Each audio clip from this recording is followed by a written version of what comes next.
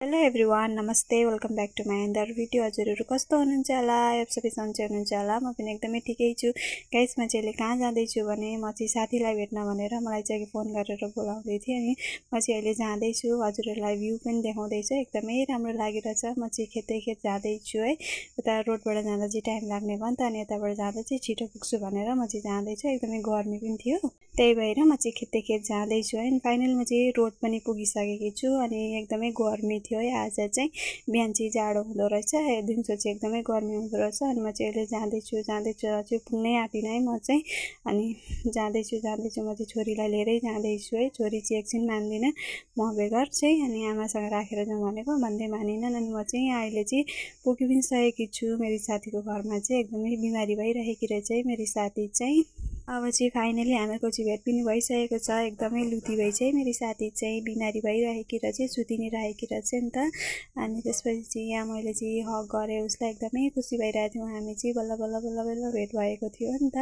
अनि 3 वर्ष बादमा भेट भएर हुँदा चाहिँ एकदमै खुसी लाग्दो रहेछ। अनि एकदमै मस्ती गरिरहेको थियौँ, हामीले चाहिँ हाँसी मजाक गरिरहेको थियौँ। एकदमै मजा भइरहेको थियो यो भेट भएर उसँग चाहिँ। अनि हामी चाहिँ बाहिर आएका छौँ अहिले रिल बनाउन भनेर। अनि रिल बनाउनको लागि चाहिँ गाना खोज्दै चाहिँ एउटै भेट्दिनौँ चाहिँ। अनि बल्ल भेटेर हामीले चाहिँ यहाँ रिल बनाउँदैछौँ है। रिल चाहिँ हामीले कुन गानामा बनाएका छौँ हजुरहरूले थाहा पाइसक्नु भएको छ होला। मैले चाहिँ रिल पोस्ट गरेकी छु फेसबुकमा, हेर्न सक्नुहुन्छ हजुरहरूले।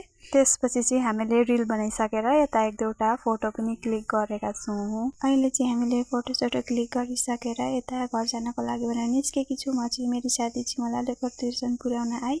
मेरी छोरी चाहिँ झगडा गर्दै थिए नै, उसको चाहिँ सुत्ने बेला भएको थियो नि त।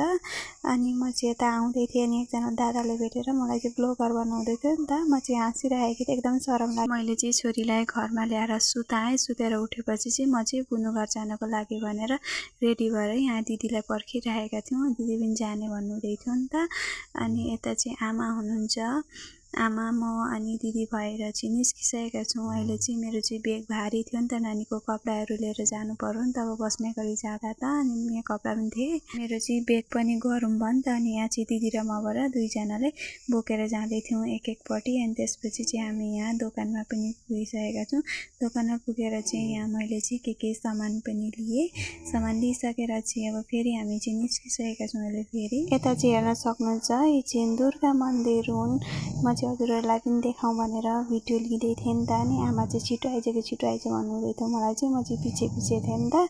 अनि आमाहरू चाहिँ अघि हिँडिराख्नु भएको थियो बेग बोकेर चाहिँ, एकदम गरम थियो नि त। गाइस यता चाहिँ हेर्न सक्नुहुन्छ भ्यू, हजुरहरूलाई पनि देखाउँ भनेर मैले चाहिँ भिडियो लिइहालेँ है। एकदमै राम्रो लागिरहेछ, सबैतिर पहाडी छ है। पहाडीले गर्दा चाहिँ एकदमै राम्रो भ्यू आउँछ, हजुरहरू पनि हेर्नु होला। फाइनली म चाहिँ पुगिसकेको छु बुनु घरमा चाहिँ घर प्लास्टर गर्न एकदमै धमाधम रहेछ। यता चाहिँ हेर्न सक्नुहुन्छ यहाँ बुनु अनि नानी भान्जी भएर चाहिँ आमासँग बोल्नु हुँदैछ। एकदमै पुरा फुर्किरहेको थियो मेरो छोरी चाहिँ आमासँग बोलेर है। आजको लागि यति नै, फेरि भेट्नेछु अर्को भिडियोमा।